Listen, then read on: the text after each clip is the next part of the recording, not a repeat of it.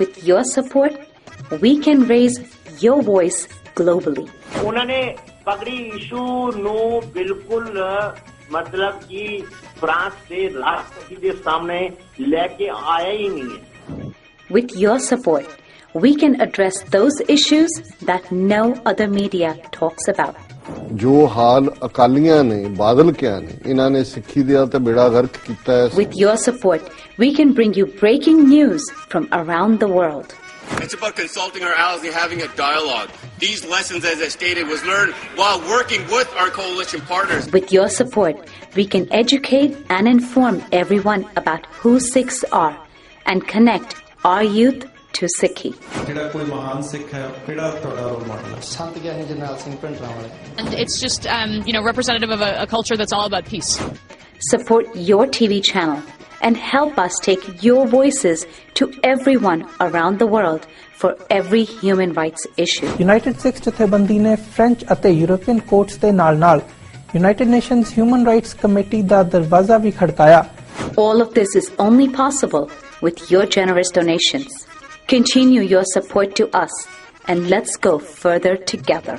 To donate today, please log on to our website www.tv84.tv and donate via PayPal on our website, or you can mail us your donations to TV84 36-01 37th Avenue, Long Island City, New York 11101.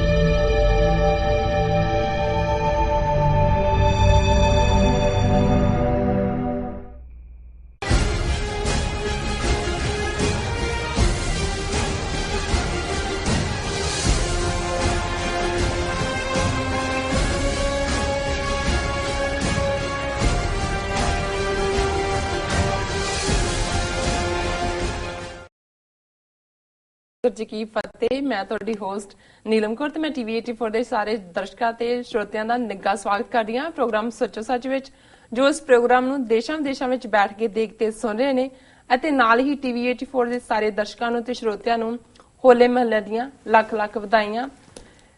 ਰੋਜ਼ਾਨਾ ਦੀ ਤਰ੍ਹਾਂ ਤੁਹਾਡੇ ਤੇ ਸਾਡੇ ਹਰਮਨ ਪਿਆਰੇ doctor Amarjit Singh ji ਸਾਡੇ studio ਵਿੱਚ ਬੈਠੇ ਹੋਏ ਨੇ। ਆਓ ਨਾਲ ਮਿਲ ਕੇ ਪ੍ਰੋਗਰਾਮ ਦੀ ਸ਼ੁਰੂਆਤ ਕਰਦੇ ਹਾਂ।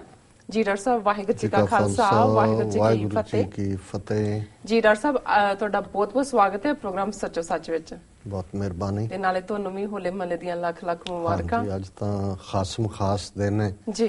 ਮੈਂ ਸਗੋਂ ਜਦੋਂ ਇਸ ਇਤਿਹਾਸਕ ਬੈਕਗ੍ਰਾਉਂਡ 'ਚ ਦੇਖ ਰਿਹਾ ਸੀ, ਬਹੁਤ ਸਾਰੀ ਜਾਣਕਾਰੀ ਅੱਜ ਕੱਲ੍ਹ ਇੰਟਰਨੈਟ 'ਤੇ ਅਵੇਲੇਬਲ ਹੈ, ਪਰ ਮੈਂ ਦੇਖ ਰਿਹਾ ਸੀ ਕਿ 1885 ਦੇ ਨੇੜੇ ਤੇੜੇ ਜਦੋਂ ਖਾਲਸਾ ਦਰਬਾਰ ਲਾਹੌਰ, ਕਿਉਂਕਿ ਸਿੰਘ ਸਭਾ ਲਹਿਰ, ਖਾਲਸਾ ਦੀਵਾਨ ਸੁਸਾਇਟੀ ਅੰਮ੍ਰਿਤਸਰ, ਖਾਲਸਾ ਦੀਵਾਨ ਸੁਸਾਇਟੀ ਲਾਹੌਰ, ਖਾਲਸਾ ਦਰਬਾਰ ਲਾਹੌਰ ਦੇ ਰੂਪ 'ਚ ਫਿਰ ਕੰਸੋਲੀਡੇਟ ਲਾਹੌਰ ਵਾਲਿਆਂ ਨੇ ਆਪਣੀ ਪੋਜੀਸ਼ਨ ਕੀਤੀ ਜੀ। ਸੋ ਉਸ ਵੇਲੇ ਦੀ ਅੰਗਰੇਜ਼ੀ ਸਰਕਾਰ ਨੇ ਖਾਲਸਾ ਦੀਵਾਨ ਸੁਸਾਇਟੀ ਲਾਹੌਰ ਨੂੰ ਕਿਹਾ ਕਿ ਤੁਸੀਂ ਰਿਕਮੈਂਡੇਸ਼ਨ ਦਿਓ ਕਿ ਵੀ ਅਸੀਂ ਕਿਹੜੀਆਂ 2 ਛੁੱਟੀਆਂ ਪਬਲਿਕ ਸਿੱਖਾਂ ਦੇ ਲਈ ਕਰ ਸਕੀਏ ਪੰਜਾਬ 'ਚ ਜੀ। ਸੋ ਜਿਹੜੀ ਉਹਨਾਂ ਨੇ 5 ਛੁੱਟੀਆਂ ਦੀ ਲਿਸਟ ਦਿੱਤੀ, ਉਹਦੇ 'ਚ ਉਹਨਾਂ ਨੇ 2 ਛੁੱਟੀਆਂ ਮੰਨੀਆਂ ਸੀ ਜਿਹੜੀਆਂ ਬ੍ਰਿਟਿਸ਼ ਪੀਰੀਅਡ 'ਚ ਉਸ ਟਾਈਮ ਹੁੰਦੀਆਂ ਰਹੀਆਂ। ਇੱਕ ਗੁਰੂ ਨਾਨਕ ਸਾਹਿਬ ਦਾ ਪ੍ਰਕਾਸ਼ ਪੁਰਬ ਔਰ ਦੂਸਰਾ ਹੋਲਾ ਮਹੱਲਾ ਜੀ। ਸੋ ਮੈਂ ਦੇਖਦਾ ਵੀ ਕਈ ਵਾਰ ਅਸੀਂ ਇਸ ਇੰਪੋਰਟੈਂਸ ਨੂੰ ਭੁੱਲ ਗਏ। ਅੱਜ ਹੋਲਾ ਮਹੱਲਾ ਸਿਰਫ ਤੇ ਸਿਰਫ ਅਨੰਦਪੁਰ ਸਾਹਿਬ ਤੱਕ ਸੀਮਤ ਹੁੰਦਾ ਹੈ। ਬੇਸ਼ੱਕ ਉੱਥੇ ਲੱਖਾਂ ਦੀ ਗਿਣਤੀ 'ਚ ਸਿੱਖ ਸੰਗਤਾਂ ਆਉਂਦੀਆਂ ਨੇ, ਪਰ ਜੇ ਇਹ ਕਿਹਾ ਜਾਏ, ਕਿਉਂਕਿ ਗੁਰੂ ਨਾਨਕ ਸਾਹਿਬ ਸਿੱਖ ਮੱਤ ਦੇ ਮੋਢੀ ਨੇ, ਜਨਮਦਾਤਾ ਨੇ, ਪਿਤਾ ਨੇ ਗੁਰਮਤ ਦੇ ਸਿਧਾਂਤ ਦੇ, ਸੋ ਜ਼ਾਹਰ ਹੈ ਕਿ ਉਹਨਾਂ ਦਾ ਪ੍ਰਗਟ ਹੋਣਾ ਇਸ ਸੰਸਾਰ ਦੇ ਉੱਤੇ ਇਹ ਪਹਿਲਾ ਜਿਹੜਾ ਸੈਲੀਬ੍ਰੇਸ਼ਨ ਹੈ ਸਾਡੇ ਲਈ, ਜਿਹਦੇ 'ਚ ਕਿ ਅਸੀਂ ਔਰ ਇਸ ਗੁਰੂ ਨਾਨਕ ਸਾਹਿਬ ਦੇ ਪ੍ਰਕਾਸ਼ ਪੁਰਬ ਨੂੰ ਵਿਸਾਖ 'ਚ ਜਿਹੜਾ ਮਨਾਉਣ ਦੀ ਗੱਲ ਗੁਰੂ ਅਮਰਦਾਸ ਜੀ ਨੇ ਆਪਣੇ ਜੀਵਨ ਕਾਲ 'ਚ ਸ਼ੁਰੂ ਕੀਤੀ ਸੀ, ਜਦੋਂ ਭਾਈ ਪਾਰੋ ਜੀ ਨੂੰ ਉਹਨਾਂ ਨੇ ਹੁਕਮ ਕਰਕੇ ਸਿੱਖਾਂ ਦਾ ਇਕੱਠ ਸੱਦਿਆ। ਫਿਰ ਅਸੀਂ ਦੇਖਦੇ ਹਾਂ ਕਿ ਇਸ ਮੌਕੇ ਦੇ ਉੱਤੇ ਵੱਡੇ ਇਕੱਠ ਹੁੰਦੇ ਰਹੇ ਔਰ ਇਹੀ ਇਕੱਠ ਸੀ ਵਿਸਾਖੀ ਦਾ 1699 ਈਸਵੀ ਦੀ ਵਿਸਾਖੀ ਨੂੰ, ਜਦੋਂ ਕਿ ਗੁਰੂ ਕਲਗੀਧਰ ਪਾਤਸ਼ਾਹ ਨੇ 5 ਪਿਆਰੇ ਪ੍ਰਗਟ ਕੀਤੇ, ਖਾਲਸਾ ਪੰਥ ਦੀ ਜਿਹੜੀ ਹੈ ਸਾਜਨਾ ਹੁੰਦੀ ਹੈ ਜੀ। ਸੋ ਜ਼ਾਹਰ ਹੈ ਕਿ ਇਹ ਗੱਲ ਗੁਰੂ ਨਾਨਕ ਸਾਹਿਬ ਦੇ ਪ੍ਰਕਾਸ਼ ਨਾਲ ਜੁੜਿਆ ਹੋਇਆ ਵਿਸਾਖ ਪਹਿਲੇ ਦਿਨ ਤੋਂ ਹੀ ਇੰਪੋਰਟੈਂਟ ਰਿਹਾ, ਕਿਉਂਕਿ ਗੁਰੂ ਅਮਰਦਾਸ ਜੀ ਨੇ ਜਿੱਥੇ ਗੋਇੰਦਵਾਲ ਸਥਾਪਿਤ ਕੀਤਾ, ਸੰਗਤ ਪੰਗਤ ਦੀ ਪਰੰਪਰਾ ਨੂੰ ਜਿਹੜਾ ਇੰਸਟੀਟਿਊਸ਼ਨਲਾਈਜ਼ ਕੀਤਾ, ਉੱਥੇ ਇਸ ਦਿਨ ਨੂੰ ਵੀ ਜਿਹੜਾ ਕਿ ਜਿੱਥੇ ਸਿੱਖ ਸੰਗਤਾਂ ਜਿੱਥੇ ਜਿੱਥੇ ਵੀ ਦੂਰ ਦੁਰਾਡੇ ਸਨ ਉਹ ਪਹੁੰਚਦੀਆਂ ਸਨ, ਜਿੱਥੇ ਜਿੱਥੇ ਵੀ ਗੁਰੂ ਜੋਤ ਰਹੀ ਜੀ। ਔਰ ਜੇ ਮੈਂ ਇਹ ਕਹਾਂ ਕਿ ਖਾਲਸਾ ਸਾਜਨਾ ਤੋਂ ਬਾਅਦ ਜੇ ਇੱਕੋ ਇੱਕ ਤਿਉਹਾਰ ਜਿਹੜਾ 10ਵੇਂ ਪਾਤਸ਼ਾਹ ਨੇ ਆਪਣੇ ਜੀਵਨ ਕਾਲ ਦੇ ਵਿੱਚ ਐਸਟੈਬਲਿਸ਼ ਕੀਤਾ ਔਰ ਜਿਹੜਾ ਖਾਲਸੇ ਦਾ ਤਿਉਹਾਰ ਹੈ, ਇਸ ਨੂੰ ਖਾਲਸਾਈ ਸਪਿਰਿਟ ਦੇ ਵਿੱਚ ਦੁਨੀਆ ਭਰ ਸਾਨੂੰ ਮਨਾਉਣਾ ਚਾਹੀਦਾ ਹੈ, ਤੇ ਉਹ ਹੋਲਾ ਮਹੱਲਾ ਹੈ ਜੀ। ਔਰ ਇਹ ਇਤਿਹਾਸਕ ਸਬੂਤ ਨੇ ਇਸ ਗੱਲ ਦੇ ਕਿ 1699 ਈਸਵੀ ਦੀ ਵਿਸਾਖੀ ਨੂੰ ਖਾਲਸਾ ਸਾਜਨਾ ਤੋਂ ਬਾਅਦ ਪਹਿਲਾ ਹੋਲਾ ਮਹੱਲਾ ਜਿਹੜਾ ਹੈ ਉਹ 1700 ਦੇ ਵਿੱਚ ਮਨਾਇਆ ਗਿਆ, ਔਰ ਮੈਂ ਇਸ ਦੇ ਇਤਿਹਾਸਕ ਵੇਰਵੇ ਵੀ ਦਿਆਂਗਾ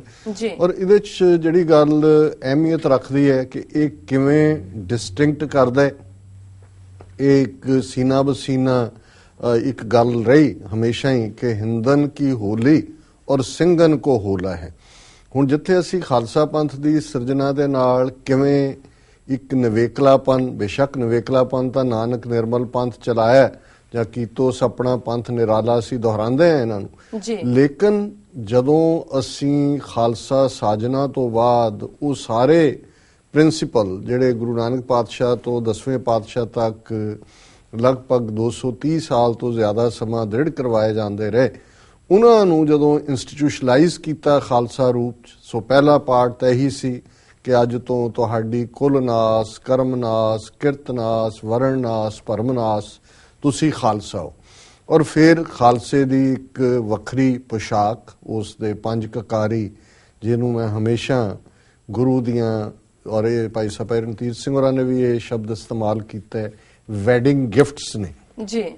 ਜਿਵੇਂ ਅਸੀਂ ਅੱਜ ਦੁਨਿਆਵੀ ਤੌਰ ਦੇ ਉੱਤੇ ਵੈਸਟਰਨ ਕਲਚਰ 'ਚ ਵੀ ਹੈ ਰਿੰਗ ਐਕਸਚੇਂਜ ਕਰਨਾ ਜਾਂ ਵਿਆਹ ਦੇ ਤੋਹਫੇ ਜਿਹੜੇ ਨੇ ਹੁੰਦੇ ਨੇ, ਸੋ ਇਹ ਗੁਰੂ ਦੇ ਨਾਲ ਗੁਰ ਕੇ ਗ੍ਰਹਿ ਜਨਮੇ ਗਵਨ ਮਿਟਾਇਆ, ਗੁਰੂ ਦੇ ਘਰ 'ਚ ਜਨਮ ਹੋਣਾ। ਔਰ ਇਹ ਜਿਹੜਾ ਅੰਮ੍ਰਿਤ ਦਾ ਰਿਸ਼ਤਾ ਹੈ, ਗੁਰੂ ਤੇ ਸਿੱਖ ਦਾ ਰਿਸ਼ਤਾ ਹੈ, ਇਹ ਮਹਿਜ਼ ਇੱਕ ਰਸਮ ਨਹੀਂ ਹੈ, ਇਹ ਗੁਰੂ ਦੇ ਨੂੰ ਆਪਾ ਸਮਰਪਣ ਕਰਨਾ ਤੇ ਫਿਰ ਗੁਰੂ ਦੀਆਂ ਇਹ 5 ਪਿਆਰ ਨਿਸ਼ਾਨੀਆਂ ਨੇ।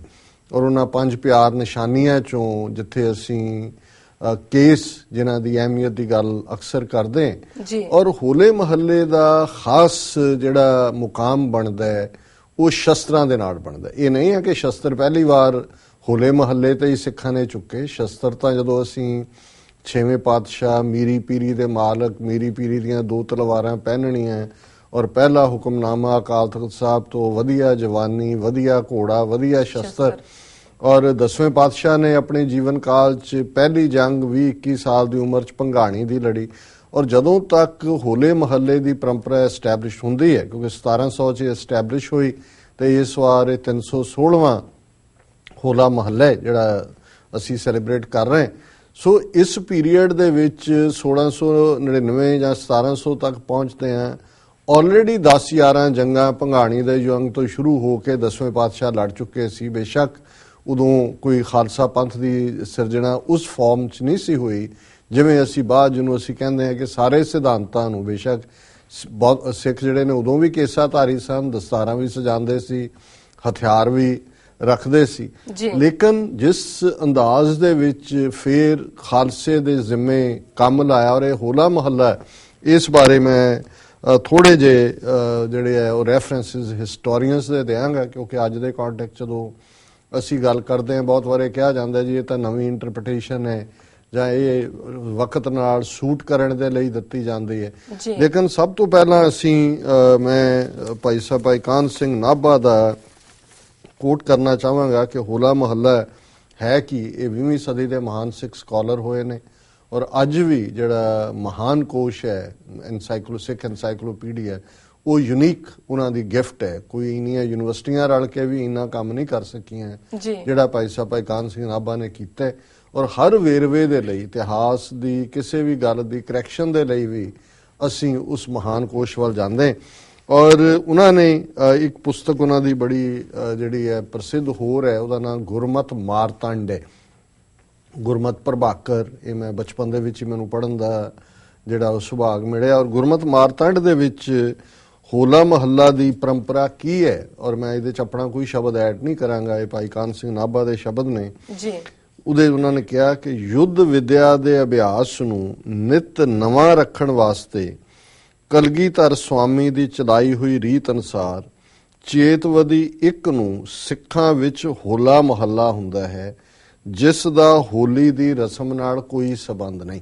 ਇਹ ਗੱਲ ਉਹਨਾਂ ਨੇ ਪਹਿਲਾਂ ਹੀ ਕਲੀਅਰ ਕਰ ਦਿੱਤੀ ਕਿ ਇਹ ਐਕਸਕਲੂਸਿਵਲੀ ਸਿੱਖ ਤਿਉਹਾਰ ਹੈ, ਇਹਨੂੰ ਹੋਲੀ ਨਾਲ ਜੋੜਨਾ ਇਹ ਠੀਕ ਨਹੀਂ ਹੈ, ਇਹਦਾ ਕੋਈ ਸਬੰਧ ਨਹੀਂ ਜੀ।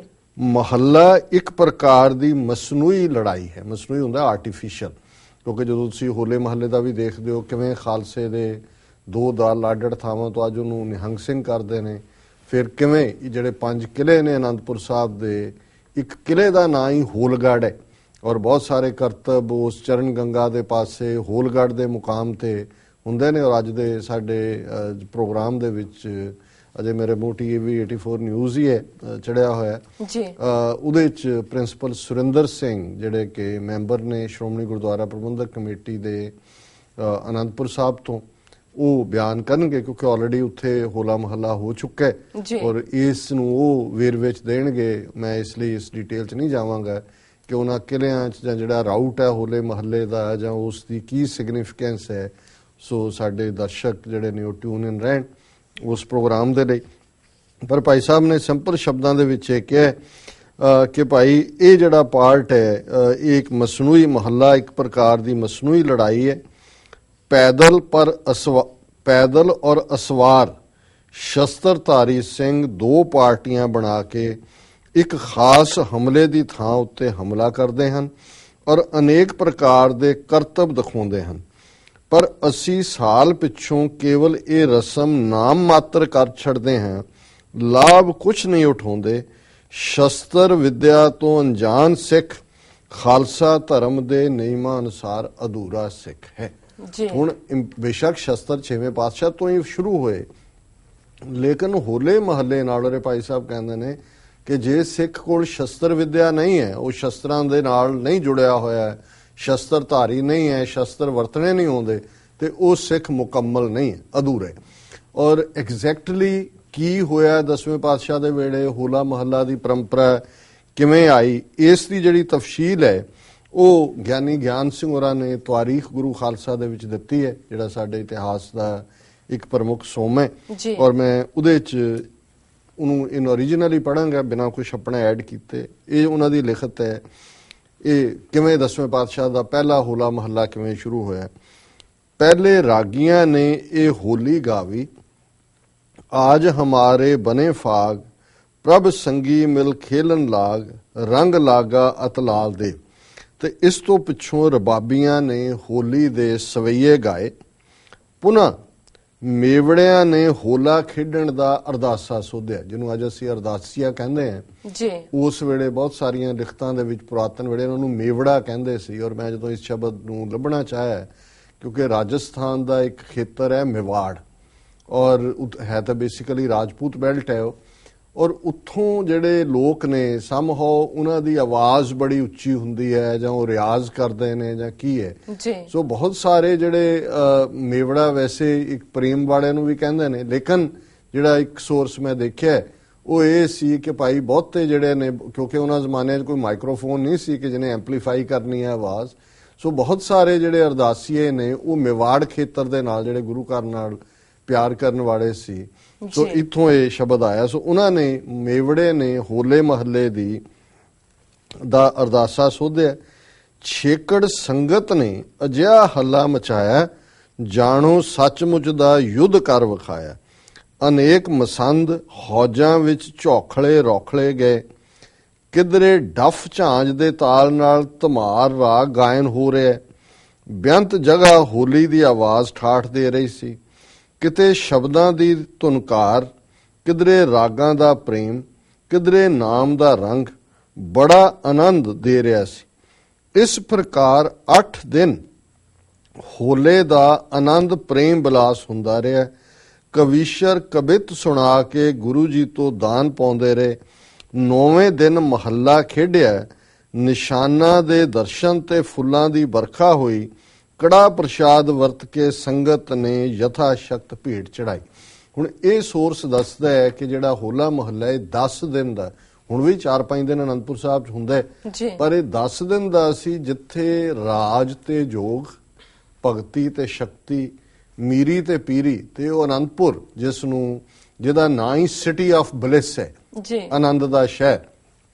ਔਰ ਇਹ ਬਿਆਨ ਹੈ ਕਿ ਕਿਤੇ ਰਬਾਬੀ ਜਿਹੜੇ ਨੇ ਉਹ ਬਾਣੀ ਪੜ੍ਹ ਰਹੇ ਨੇ, ਕਿਤੇ ਰਾਗ ਦੀਆਂ ਹੋਰ ਧੁਨਾਂ ਨੇ, ਕਿਤੇ ਜੰਗ ਮਚਿਆ, ਕਿਤੇ ਚਾਵਾਂ ਦੇ ਵਿੱਚ ਚਾਰ ਚਫੇਰਾ। ਔਰ ਉਸ ਸ਼ਹਿਰ 'ਚ ਗੁਰੂ ਦੀ ਨਗਰੀ ਦੇ ਵਿੱਚ ਜੇ ਕੁਛ ਹੈ ਤਾਂ ਸਿਰਫ ਬਲਿਸ ਹੈ, ਆਨੰਦ ਹੈ ਜੀ। ਔਰ ਇਹ ਲਗਭਗ 10 ਦਿਨ ਔਰ ਫਾਈਨਲ ਅਖੀਰਲੇ ਦਿਨ, ਔਰ ਹੁਣ ਵੀ ਜਿਵੇਂ ਮਹੱਲਾ ਅਖੀਰਲੇ ਦਿਨ ਹੁੰਦਾ ਹੈ ਜਿਸ ਦਿਨ ਪੂਰੇ ਜੌਹਰ ਦਿਖਾਏ ਜਾਂਦੇ ਨੇ ਨਿਹੰਗ ਸਿੰਘਾਂ ਵੱਲੋਂ।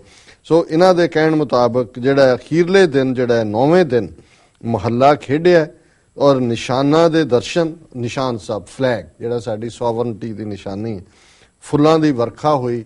ਔਰ ਇਹ ਇੱਕ ਸੈਲੀਬ੍ਰੇਸ਼ਨ ਦੀ ਗੱਲ ਹੈ। ਔਰ ਕਵੀ ਸੁਮੇਰ ਸਿੰਘ ਸਾਡੇ ਇੱਕ ਹੋਰ ਇਤਿਹਾਸਕ ਸੋਰਸ ਹੋਏ ਨੇ, ਉਹਨਾਂ ਦਾ ਕਹਿਣਾ ਹੈ, ਔਰਨ ਕੀ ਹੋਲੀ ਮਮ ਹੋਲਾ ਕਿਉ ਕਿਰਪਾ ਨਿਧ ਬਚਨ ਅਮੋਲਾ। ਇਹ 10ਵੇਂ ਪਾਤਸ਼ਾਹ ਨੇ ਅਮੋਲ ਬਚਨ ਕਹੇ ਕਿ ਦੂਸਰਿਆਂ ਦੀ ਹੋਲੀ ਹੈ ਤੇ ਸਾਡਾ ਹੋਲਾ। ਔਰ ਕਿਵੇਂ ਅੱਜ ਅਸੀਂ ਸਾਡੀ ਇੱਕ ਕਲਾਸ ਸ਼ਸਤਰਧਾਰੀ ਹੋਣ ਤੋਂ ਭਗੌੜੀ ਹੈ, ਜਾਂ ਬਿਲਕੁਲ ਰਿਲੀਜਨ ਆਫ ਪੀਸ ਦੇ ਨਾਂ ਥੱਲੇ ਕਿਰਪਾਨ ਨੂੰ ਬਿਲਕੁਲ ਇੱਕ ਚਿੰਨ੍ਹ ਬਣਾ ਕੇ ਖੜਾ ਕਰ ਦਿੱਤਾ ਹੈ। ਮੈਂ ਸਮਝਦਾ ਵੀ ਹੋਲਾ ਮਹੱਲਾ ਇਨਫੈਕਟ ਸ਼ਸਤਰਾਂ ਦੀ ਸੈਲੀਬ੍ਰੇਸ਼ਨ ਸੀ ਜੀ, ਸ਼ਸਤਰਾਂ ਦਾ ਇਸਤੇਮਾਲ ਸੀ। ਔਰ ਸਿੱਖਾਂ ਨੂੰ ਇਹ ਦੱਸਣਾ ਸੀ ਕਿ ਅਲਟੀਮੇਟਲੀ ਸ਼੍ਰੀ ਮੁਖਵਾਕ ਭੰਨਿਓ ਗਰੀਬ ਨਿਵਾਜ਼ ਪਾਤਸ਼ਾਹੀ 10ਵੀਂ ਸ਼ਸਤਰਨ ਕੇ ਅਧੀਨ ਹੈ ਰਾਜ। ਇਹ ਸਿੱਖਾਂ ਨੂੰ ਸਮਝਾਉਣਾ ਸੀ ਕਿ ਜਿਹੜੀ ਪੋਲੀਟੀਕਲ ਪਾਵਰ ਹੈ ਉਹ ਸ਼ਸਤਰਾਂ ਦੇ ਨਾਲ ਜੁੜੀ ਹੋਈ ਹੈ, ਸ਼ਸਤਰ ਹੀ ਮੁਕਤੀ ਦੇ ਦਾਤੇ ਨੇ। ਔਰ ਜਦੋਂ ਅਸੀਂ ਤੇਗ ਦੀ ਗੱਲ ਕਰਦੇ ਹਾਂ 10ਵੇਂ ਪਾਤਸ਼ਾਹ ਦੇ, ਅਸੀਂ ਇਸ ਫਰਮਾਨ ਨੂੰ ਅਕਸਰ ਦੁਹਰਾਉਂਦੇ ਹਾਂ ਜਦੋਂ ਗੁਰੂ ਸਾਹਿਬ ਨੇ ਫਰਮਾਇਆ, ਖੱਗ ਖੰਡ ਬਿਹੰਡੰ ਖਲਦਲ ਖੰਡੰ ਅਤਰਣ ਮੰਡੰ ਵਰ ਪੰਡੰ ਪੁਜ ਦੰਡ ਅਖੰਡੰ ਤੇਜ ਪ੍ਰਚੰਡੰ ਜੋਤ ਅਮੰਡੰ ਭਾਣ ਪ੍ਰਭੰ ਸੁਖ ਸੰਤਾ ਕਰਣੰ ਕਿਲਬਿਖ ਹਰਣੰ ਦੁਰਮਤ ਦਰਣੰ ਅਸ ਸਰਣੰ ਜੈ ਜੈ ਜਗ ਕਾਰਣੰ ਮਮ ਉਤਪਾਰਨ ਮਮ ਪ੍ਰਤਪਾਰੰ ਜੈ ਜੈ ਜੈ ਜਗ ਕਾਰਣੰ ਸ੍ਰਿਸ਼ਟ ਉਬਾਰਣੰ ਮਮ ਪ੍ਰਤਪਾਰਣੰ ਜੈ ਤੇਗੰ ਜੈ ਤੇਗੰ। ਹੁਣ ਅਸ ਕਿਰਪਾਨ ਨੂੰ ਕਹਿੰਦੇ ਨੇ ਕਿ ਅਲਟੀਮੇਟਲੀ ਵਿਕਟਰੀ ਸੌਰਡ ਦੀ ਹੁੰਦੀ ਹੈ, ਸ਼ਸਤਰਾਂ ਦੇ ਨਾਲ ਹੀ ਦੁਸ਼ਮਣ ਜਿਹੜਾ ਹੈ ਉਸ ਦੇ ਦਲ ਬਖੇਰੇ ਜਾਂਦੇ ਨੇ। ਔਰ ਸੁਖ ਸੰਤਾ ਕਰਣੰ ਕਿਲਬਿਖ ਹਰਣੰ, ਭਲੇ ਲੋਕਾਂ ਨੂੰ ਸੁੱਖ ਤਾਂ ਹੀ ਮਿਲ ਸਕਦਾ ਹੈ, ਸਰਬੱਤ ਦਾ ਭਲਾ ਤਾਂ ਹੀ ਹੋ ਸਕਦਾ ਹੈ ਜੇ ਸ਼ਸਤਰ ਦੇ ਨਾਲ ਤੁਸੀਂ ਜਸਟਿਸ ਲੈਂਦੇ ਹੋ। ਔਰ ਇਸ ਗੱਲ ਨੂੰ ਪ੍ਰਾਚੀਨ ਪੰਥ ਪ੍ਰਕਾਸ਼ ਸਾਡਾ ਦੂਸਰਾ ਵੱਡਾ ਸੋਰਸ ਹੈ ਭਾਈ ਰਤਨ ਸਿੰਘ ਭੰਗੂ, ਜਿਨ੍ਹਾਂ ਤੋਂ ਸਾਡਾ ਸਾਰਾ ਮਿਸਲਾਂ ਦਾ ਇਤਿਹਾਸ ਨਿਕਲਦਾ ਹੈ।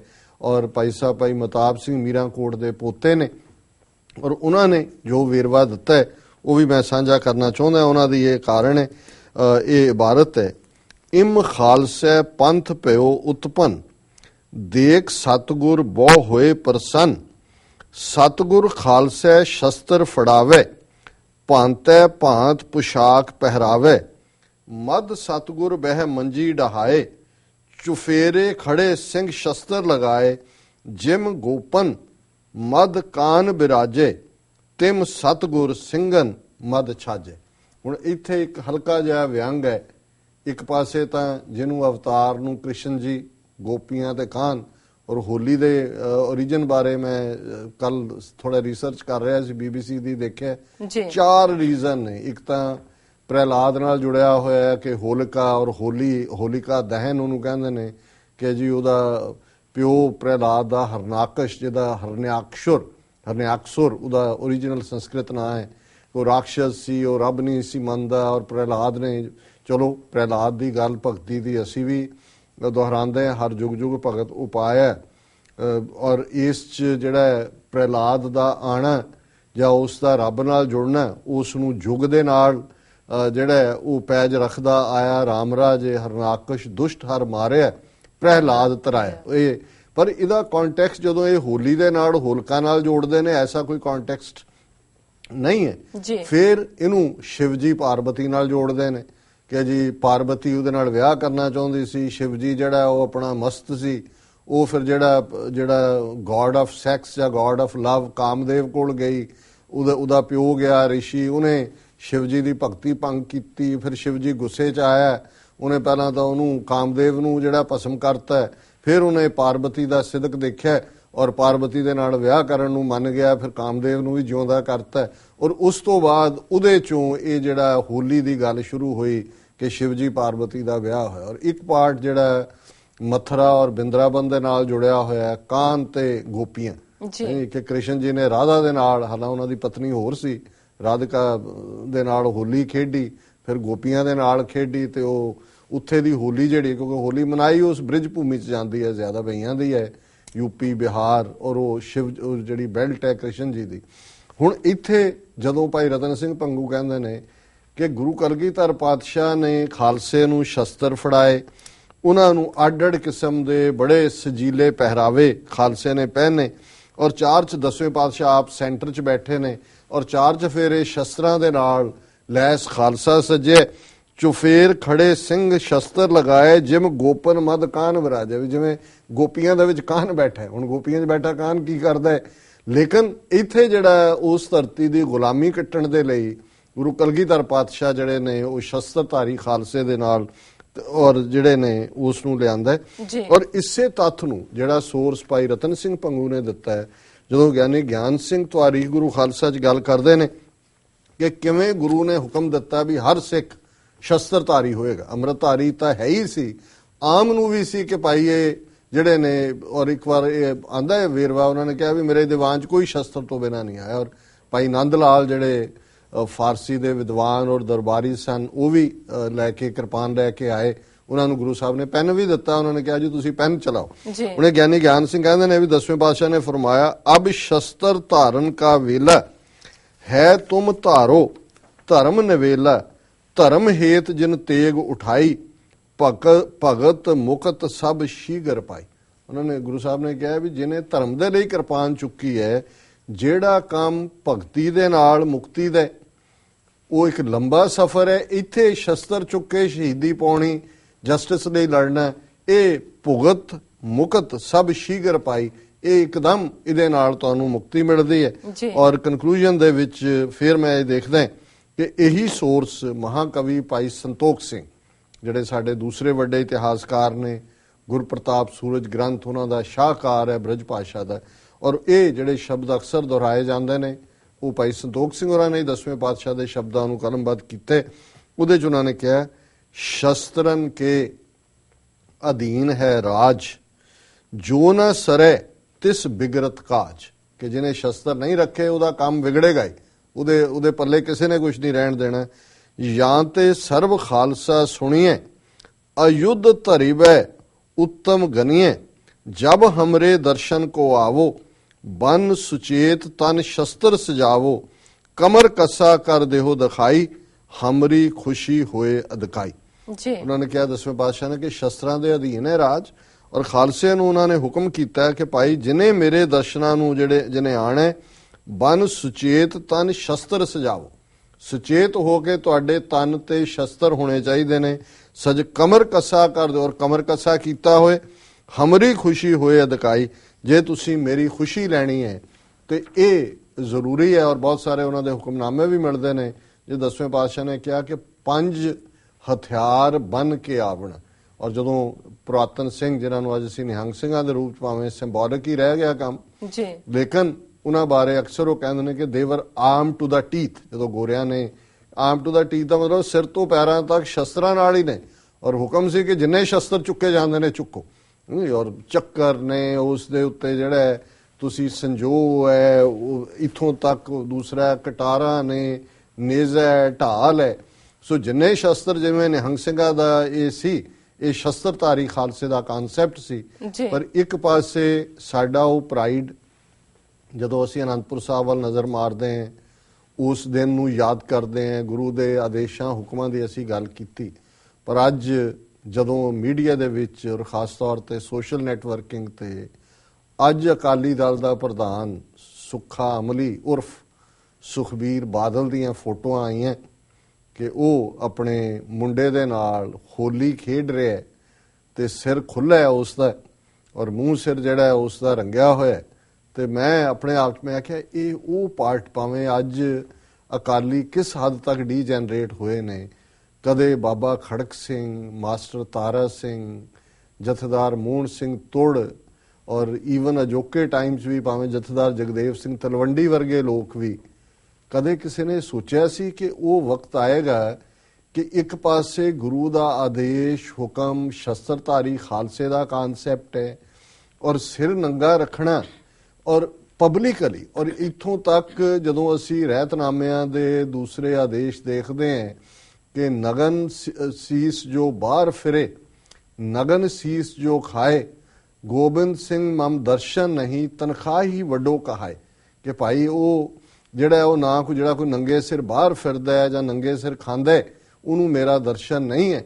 ਔਰ ਇਸ ਹੱਦ ਤੱਕ ਚਲੇ ਜਾਣਾ ਸਿਟਿੰਗ ਪ੍ਰਧਾਨ ਅਕਾਲੀ ਦਲ ਦਾ ਕਿ ਸਿਰ ਉਹਦਾ ਖੁੱਲ੍ਹੇ ਔਰ ਜਿਸ ਤਰੀਕੇ ਦੇ ਨਾਲ ਇਹ ਮੈਸੇਜ RSS ਨੂੰ ਦੇ ਰਿਹਾ ਕਿ ਵੀ ਹੁਣ ਮੇਰਾ ਸਬੰਧ ਇਹ ਹੋਲੇ ਮਹੱਲੇ ਵਾਲੇ ਨਾਲ ਨਹੀਂ, ਉੱਧਰ ਤਾਂ ਆਪਣੇ ਉਹ ਟੌਂਡ ਬਟੌਂਡ ਇਕੱਠੇ ਕਰਕੇ ਦੋਨੋਂ ਪਿਓ ਪੁੱਤਰ ਨੇ ਆਨਰ ਲਿਆ, ਇੱਕ ਪਾਸੇ ਹੋਲੇ ਮਹੱਲੇ ਦਾ ਇਹ ਆਨਰ ਲਿਆ, ਪਿਓ ਜਿਹੜਾ ਜੀ ਕਿਸਾਨਾਂ ਦਾ ਮਸੀਹਾ ਤੇ ਇਹ ਪਾਣੀਆਂ ਦਾ ਰਾਖਾ, ਔਰ ਇਹ ਪਾਣੀਆਂ ਦੇ ਰਾਖੇ ਦਾ ਤੇ ਇਸ ਸ਼੍ਰੋਮਣੀ ਅਕਾਲੀ ਦਲ ਦੇ ਪ੍ਰਧਾਨ ਦਾ ਹਾਲ ਦੇਖੋ। ਔਰ ਕਿਸ ਕਦਰ ਜੇ ਇਹੋ ਜਿਹਾ ਵਾਕਿਆ ਕੁਝ ਸਾਲ ਪਹਿਲਾਂ ਹੋਇਆ ਹੁੰਦਾ, ਕੁਝ ਦਹਾਕੇ ਪਹਿਲਾਂ ਤਰਬ ਕੀਤਾ ਹੁੰਦਾ। ਔਰ ਮੈਨੂੰ ਯਾਦ ਹੈ ਇਸ ਦੇ ਉੱਤੇ ਲੜਾਈਆਂ ਹੁੰਦੀਆਂ ਸੀ, ਮਰਡਰ ਹੁੰਦੇ ਸੀ ਕਿ ਕੋਈ ਈਵਨ ਸਿੱਖ ਸੜਕ ਤੋਂ ਗੁਜ਼ਰਦਾ ਹੈ, ਕੋਈ ਜਿਹੜਾ ਮਨਾਣੀ ਹੈ ਉਹਨਾਂ ਨੂੰ ਉਹ ਮਨਾਈ ਜਾਣ, ਉਹਨਾਂ ਦਾ ਤਿਉਹਾਰ ਹੈ ਜਿਵੇਂ ਵੀ ਹੈ। ਔਰ ਜੇ ਤਿਉਹਾਰਾਂ ਦੇ ਉਸ ਕਾਨਸੈਪਟ ਨਾਲ ਗੱਲ ਕਰੀਏ ਤੇ ਮੈਂ ਬਹੁਤ ਪਹਿਲਾਂ ਕਿਤੇ ਪੜ੍ਹਿਆ ਸੀ ਕਿ ਈਵਨ ਇਹ ਹੋਲੀ ਦਾ ਤਿਉਹਾਰ ਵੀ ਜਿਹੜਾ ਕਦੇ ਦੇਖਿਆ ਕਿਸੇ ਨੇ ਬਨਾਰਸ 'ਚ ਬ੍ਰਾਹਮਣਾਂ ਦੀਆਂ ਧੋਤੀਆਂ ਜਿਹੜੀਆਂ ਨੇ ਉਹ ਚਿੱਟੀਆਂ ਦੀ ਥਾਂ ਤੇ ਰੰਗ ਚਰੰਗੀਆਂ ਹੋਣ, ਜਾਂ ਕੁਰੂਕਸ਼ੇਤਰ ਦੇ ਬ੍ਰਾਹਮਣ ਹੋਲੀ ਖੇਡਦੇ ਹੋਣ ਜੀ, ਕਿਉਂਕਿ ਇਹ ਤਿਉਹਾਰ ਹੀ ਨਹੀਂ ਸੀ। ਜਦੋਂ ਇਹਨਾਂ ਨੇ ਜ਼ਾਤ ਪਾਤੀ ਸਿਸਟਮ ਦੇ ਵਿੱਚ ਤਿਉਹਾਰਾਂ ਦੀ ਵੰਡ ਕੀਤੀ, ਬ੍ਰਾਹਮਣਾਂ ਦਾ ਤਿਉਹਾਰ ਵਿਸਾਖੀ, ਕਿਉਂਕਿ ਉਸ ਦਿਨ ਉਹ ਦਾਨ ਲੈਂਦੇ ਨੇ ਔਰ ਪੂਰਾ ਜਿਹੜਾ ਉਹ ਵਿਸਾਖ ਦਾ ਮਹੀਨਾ ਪਵਿੱਤਰ। ਕਸ਼ਤਰੀਆਂ ਦਾ ਤਿਉਹਾਰ ਉਹਨਾਂ ਨੇ ਦੁਸਹਿਰਾ, ਕਿਉਂਕਿ ਉਹ ਰਾਮਚੰਦਰ ਕਸ਼ਤਰੀ ਔਰ ਰਾਵਣ ਔਰ ਉਹ ਮਸਨੂਈ ਜੰਗ 8-10 ਦਿਨ, ਫਿਰ ਵਿਜੇ ਦਸ਼ਮੀ।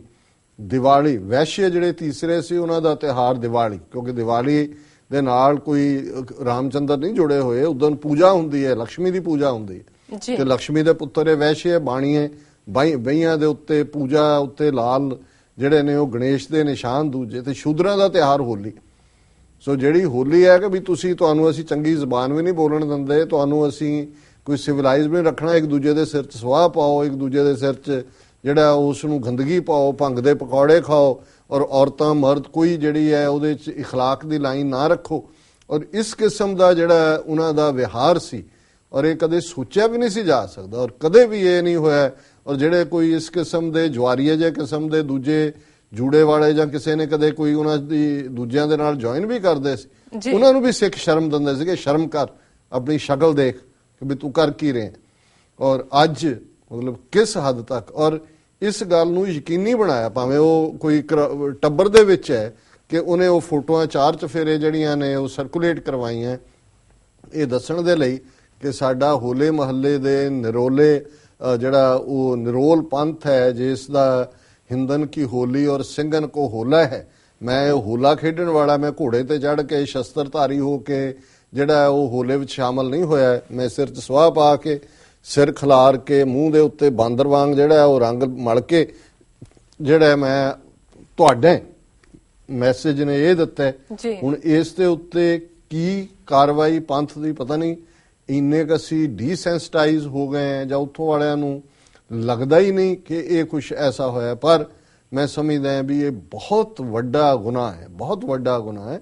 ਅਸੀਂ ਸਤਿਕਾਰ ਕਰਦੇ ਹਾਂ ਕਿਸੇ ਦਾ, ਕੋਈ ਸੈਲੀਬ੍ਰੇਸ਼ਨ ਹੈ ਉਹ ਸਿਰ 'ਚ ਸਵਾਹ ਪਾਉਣ, ਗੰਗਾ ਨਹਾਉਣ, ਜਮਨਾ ਨਹਾਉਣ, ਸਾਨੂੰ ਉਹਦੇ ਨਾਲ ਨਹੀਂ ਹੈ। ਪਰ ਅਸੀਂ ਬਤੌਰੇ ਸਿੱਖ ਔਰ ਉਹ ਅਕਾਲੀ ਦਲ ਜਿਹੜਾ ਕਿ ਉਹਨਾਂ ਸਿੱਖਾਂ ਦੀਆਂ ਕੁਰਬਾਨੀਆਂ ਜਿਨ੍ਹਾਂ ਨੇ ਗੁਰੂ ਘਰ ਦੀ ਪਵਿੱਤਰਤਾ ਮਹੰਤਾਂ ਤੋਂ ਗੁਰਦੁਆਰੇ ਲੈਣ ਲਈ ਸਾਕਾ ਨਨਕਾਣਾ ਸਾਹਿਬ ਤੋਂ ਜੈਤੋ ਦੇ ਮੋਰਚੇ ਤੱਕ ਕਿਹਨਾਂ ਕੁਰਬਾਨੀਆਂ ਦੇ ਨਾਲ ਉਹ ਅਕਾਲੀ ਸ਼ਬਦ, ਜਿਹੜੇ ਅਕਾਲੀ ਸ਼ਬਦ ਦੇ ਨਾਲ ਅਕਾਲੀ ਫੂਲਾ ਸਿੰਘ ਜੁੜੇ ਹੋਏ ਨੇ, ਜਿਹੜੇ ਜੰਗ ਦੇ ਮੈਦਾਨ 'ਚ ਅਕਾਲ ਕਾਲ ਗਜਾਉਂਦਿਆਂ ਜੂਝਦੇ ਸੀ, ਜਿਹੜੀ ਪਰੰਪਰਾ ਸਾਡੀ ਯੂਨੀਕ ਸ਼ਸਤਰਧਾਰੀ ਔਰ ਖਾਲਸਾਈ ਨਵੇਕਲਾਪਨ, ਨਿਆਰਾਪਨ, ਨਿਰੋਲ, ਉਹ ਜਿਹੜੀ ਗੁਰਮਤ ਦੀ ਵਿਚਾਰਧਾਰਾ, ਔਰ ਅੱਜ 90-95 ਸਾਲ ਬਾਅਦ ਕਿਸ ਕਦਰ ਇਹ ਡੀ ਜਨਰੇਸ਼ਨ ਹੈ ਕਿ ਇਹ ਅਕਾਲੀ ਦਲ ਦਾ ਪ੍ਰਧਾਨ ਕਿਸ ਹੱਦ ਤੱਕ ਜਿਹੜਾ ਹੈ ਜ਼ਲਾਲਤ ਦੀ ਜਿਹੜਾ ਹੈ ਉਹ ਡਿੱਗਿਆ ਹੋਇਆ। ਸੋ ਇਹ ਆਪਣੇ ਆਪ ਦੇ ਵਿੱਚ ਕਿੱਥੇ ਭਾਈ ਕਾਹਨ ਸਿੰਘ ਨਾਭਾ ਯਾਦ ਕਰਵਾਉਂਦੇ ਸੀ ਕਿ ਭਾਈ ਸਿੱਖ ਜਿਹੜੇ ਨੇ ਜੇ ਉਹ ਸ਼ਸਤਰਧਾਰੀ ਨਹੀਂ ਨੇ ਜਾਂ ਸ਼ਸਤਰਾਂ ਦੀ ਅਹਿਮੀਅਤ ਨਹੀਂ ਸਮਝਦੇ ਤੇ ਅਧੂਰੇ ਸਿੱਖ ਨੇ। ਤੇ ਹੁਣ ਤੁਸੀਂ ਜੇ ਅੱਜ ਭਾਈ ਕਾਹਨ ਸਿੰਘ ਨਾਭਾ ਹੁੰਦੇ ਔਰ ਇਹਦੀ ਸ਼ਕਲ ਦੇਖਦੇ ਅਕਾਲੀ ਦਲ ਦੇ ਪ੍ਰਧਾਨ ਦੀ, ਤਾਂ ਉਹਨਾਂ ਨੇ ਕੀ ਲਿਖਿਆ ਹੁੰਦਾ ਔਰ ਕਿਸ ਕਦਰ ਫਿਰ ਇਹ ਜਿਹੜੀ ਹੈ ਸਾਰੀ ਪੀੜ ਜਿਹੜੀ ਹੈ ਉਹਨੂੰ ਅਸੀਂ ਕਿਵੇਂ ਅੱਗੇ ਤੋਰ ਸਕੀਏ। ਲੇਕਿਨ ਮੈਂ ਸਮਝਦਾ ਵੀ ਇਨਫ ਇਜ਼ ਇਨਫ ਜੀ ਡਾਕਟਰ ਸਾਹਿਬ, ਬਿਲਕੁਲ। ਔਰ ਇਸ ਹੱਦ ਤੱਕ ਹੁਣ ਜਿਹੜਾ ਚਲੇ ਜਾਣਾ ਇਹ ਹੁਣ ਜਿਹੜੀ ਹੈ ਤਬਦੀਲੀ ਦੀ ਜਿਹੜੀ ਹੈ ਉਹ ਲੋੜ ਹੈ। ਅਦਰਵਾਈਜ਼ ਜਿਸ ਹੱਦ ਤੱਕ ਜੋ ਕੁਝ ਜਾ ਰਿਹਾ ਹੈ, ਨਹੀਂ ਤਾਂ ਫਿਰ ਅਸੀਂ ਸਰਵਾਈਵ ਨਹੀਂ ਕਰਾਂਗੇ। ਔਰ ਸਾਡਾ ਹਾਲ ਜੋ ਬੁੱਧ ਧਰਮ ਜੈਨ ਧਰਮ ਦਾ ਹੈ, ਇਹਨਾਂ ਨੇ ਪਿਓ ਪੁੱਤਰ ਨੇ, ਇਹਨਾਂ ਨੇ ਪਤਾ ਨਹੀਂ ਇਹ ਕੀ ਨਸਲ ਹੈ, ਕਿੱਥੋਂ ਆਏ ਨੇ, ਕਿੱਥੇ ਵੜ ਗਏ ਨੇ ਸਿੱਖਾਂ ਜਾ ਕੇ। ਔਰ ਅੱਜ ਵੱਡਾ ਹਿੱਸਾ ਸਾਡਾ ਜਿਹੜਾ ਕਿਉਂ ਜਿਹੜਾ ਉਹ ਬਿਲਕੁਲ ਗੂੰਗਾ ਔਰ ਭੋਲਾ ਬਣ ਕੇ ਇਹਨਾਂ ਪੰਥ ਵਿਰੋਧੀ ਕਰਤੂਤਾਂ ਨੂੰ ਦੇਖ ਰਿਹਾ। ਪਰ ਇਹਨੇ ਮੇਰਾ ਖਿਆਲ ਹੈ ਕਿ ਵੀ ਇਹ ਹੌਲੀ ਹੌਲੀ ਹੌਲੀ ਉਸ ਹੱਦ ਤੱਕ ਚਲੇ ਗਏ ਨੇ ਜਿਹਦੇ 'ਚ ਕਿ ਫਿਰ ਜਿਵੇਂ ਮਸੰਦ ਜਿਹੜੇ ਨੇ, ਜਦੋਂ ਉਹੀ ਮਸੰਦ ਗੁਰੂ ਰਾਮਦਾਸ ਜੀ ਨੇ ਥਾਪੇ ਸੀ ਤੇ ਇੱਕ ਸਟੇਜ ਆਈ ਵੀ 10ਵੇਂ ਪਾਤਸ਼ਾਹ ਦੇ ਸਾਹਮਣੇ, ਜਦੋਂ ਪਤਾ ਤਾਂ ਉਹਨਾਂ ਨੂੰ ਸੀ ਪਰ ਉਹ ਦੱਸਣਾ ਚਾਹੁੰਦੇ ਸੀ ਸਾਰਿਆਂ ਨੂੰ ਕਿ ਭਾਈ ਹੁਣ ਇਹ ਇਹਨਾਂ ਸਜ਼ਾਵਾਂ ਦੇ ਹੱਕਦਾਰ ਨੇ ਕਿਉਂਕਿ ਇਨਫ ਇਜ਼ ਇਨਫ। ਔਰ ਜਦੋਂ ਫਿਰ ਉਹ ਮਸੰਦਾਂ ਦੀ ਇੱਕ ਜਿਹੜੀ ਹੈ ਪਲੇ ਆ ਕੇ ਉਹਨਾਂ ਨੇ ਕੀਤੀ, ਜਿਹੜੇ ਬਾਜੀਗਰ ਜਾਂ ਜੋ ਸਨ, ਤੇ ਗੁਰੂ ਸਾਹਿਬ ਨੇ ਕਿਹਾ ਕਿ ਭਾਈ ਹੁਣ ਜਿੱਥੇ ਜਿੱਥੇ ਜਿਹੜਾ ਮਸੰਦ ਹੈ ਉਹਦੀਆਂ ਮੁਸ਼ਕਾਂ ਬੰਨੋ ਤਾਂ ਉਹਨੂੰ ਬੰਨ ਕੇ ਲਿਆਓ ਅਨੰਦਪੁਰ। ਔਰ ਫਿਰ ਉਹਨਾਂ ਨੂੰ ਕੀ ਅੱਜ ਵੀ ਇੱਕ ਖੂਹ ਹੈ ਅਨੰਦਪੁਰ ਸਾਹਿਬ, ਉਹਨੂੰ ਮਸੰਦਾਂ ਵਾਲਾ ਖੂਹ ਕਹਿੰਦੇ ਨੇ। ਔਰ ਉਹਦੇ 'ਚ ਸਾਰੇ ਜਿਹੜੇ ਨੇ ਕੁਕਰਮੀਆਂ ਨੂੰ ਸੁੱਟ ਕੇ ਤੇ ਫਿਰ ਉਹਨਾਂ ਦਾ ਜੋ ਹਸ਼ਰ ਹੋਇਆ, ਮੇਰਾ ਖਿਆਲ ਹੈ ਵੀ ਹੁਣ ਪੰਥ ਨੂੰ ਕਾਲ ਦੇਣੀ ਚਾਹੀਦੀ ਹੈ ਵੀ ਉਹ ਭਰਿਆ ਹੋਇਆ ਪੂਰਿਆ ਉਸ ਖੂਹ ਦੀ ਕਾਰ ਸੇਵਾ ਸ਼ੁਰੂ ਕਰੋ ਮਸੰਦਾਂ ਵਾਲੇ ਦੀ। ਔਰ ਇਹਨਾਂ ਨੂੰ ਜਿਹੜਾ ਹੁਣ ਉਹ ਇਹ ਨਵੇਂ ਮਸੰਦ ਜਿਹੜੇ ਨੇ ਇਹਨਾਂ ਦਾ ਲੌਕ ਸਟਾਕ ਐਂਡ ਬੈਰਲ ਇਹ ਜਿਹੜਾ ਖਤਮ ਹੋਣੇ ਚਾਹੀਦੇ ਨੇ। ਅਦਰਵਾਈਜ਼ ਜਿਹੜਾ ਇਹ ਸਾਡੇ ਪੱਲੇ ਕੁਛ ਨਹੀਂ ਇਹਨਾਂ ਨੇ ਰਹਿਣ ਦੇਣਾ। ਔਰ ਸਿੱਖੀ ਨੂੰ ਇਹਨਾਂ ਨੇ ਜਿੰਨਾ ਹਾਰਮ ਕੀਤਾ, ਜਿਸ ਹੱਦ ਤੱਕ ਚਲੇ ਗਏ ਨੇ, ਹੁਣ ਜਿਹੜਾ ਇਹ ਇਤਿਹਾਸਕ, ਅਸੀਂ ਕੋਈ ਹਿੰਸਾ ਦੇ ਹੱਕ 'ਚ ਨਹੀਂ ਹੈ, ਪਰ ਅਸੀਂ ਸਮਝਦੇ ਹਾਂ ਵੀ ਜੇ ਅਨੰਦਪੁਰ ਦੀ ਪਰੰਪਰਾ, ਹੋਲੇ ਮਹੱਲੇ ਦੀ ਪਰੰਪਰਾ, 10ਵੇਂ ਪਾਤਸ਼ਾਹ ਦੀਆਂ ਟ੍ਰੈਡੀਸ਼ਨਸ ਦੀ ਗੱਲ ਕਰੀਏ, ਫਿਰ ਮਸੰਦਾਂ ਦਾ ਚੈਪਟਰ ਵੀ ਇੱਕ ਬੜਾ ਇੰਪੋਰਟੈਂਟ ਚੈਪਟਰ ਹੈ ਕਿ ਕਿਵੇਂ 10ਵੇਂ ਪਾਤਸ਼ਾਹ ਨੇ ਫਿਰ ਮਸੰਦ ਸਿਸਟਮ ਦਾ ਖਾਤਮਾ ਕਰਕੇ ਉਹਨਾਂ ਨੇ ਕਿਹਾ ਕਿ ਮੇਰਾ ਸਭ ਕੁਝ ਖਾਲਸਾ ਹੈ, ਹੁਣ ਕੋਈ ਵਿੱਚ ਵਿਚੋਲਾ ਨਹੀਂ ਹੈ।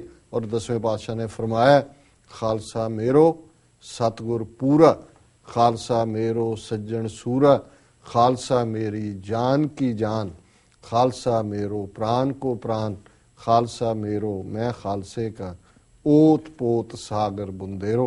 सो खालसे दे इस यूनीक होले महल्ले दे मुबारक दिन मौके ਅਸੀਂ ਸਮੂਹ ਖਾਲਸਾ ਪੰਥ ਨੂੰ, ਸਿੱਖ ਕੌਮ ਨੂੰ ਬਹੁਤ-ਬਹੁਤ ਵਧਾਈਆਂ ਦਿੰਦੇ ਜੀ। ਡਾਕਟਰ ਸਾਹਿਬ ਤੁਹਾਡਾ ਬਹੁਤ-ਬਹੁਤ ਸ਼ੁਕਰੀਆ, ਤੁਸੀਂ ਅੱਜ ਦਾ ਹੋਲੇ ਮਹੱਲੇ ਦਾ ਮੁਬਾਰਕ ਦਿਨ ਸਾਡੇ ਦਰਸ਼ਕਾਂ ਨਾਲ ਸਾਂਝਾ ਕੀਤਾ। ਇਸ ਨਾਲ ਨੇ ਬ੍ਰੇਕ। ਵਿਊਅਰਸ, ਤੁਸੀਂ ਨਾਲ ਇਸ ਤਰ੍ਹਾਂ ਬਣੇ ਰਹੋ, ਮਿਲਦੇ ਹਾਂ ਆਫਟਰ ਦਿਸ ਸ਼ਾਰਟ ਬ੍ਰੇਕ।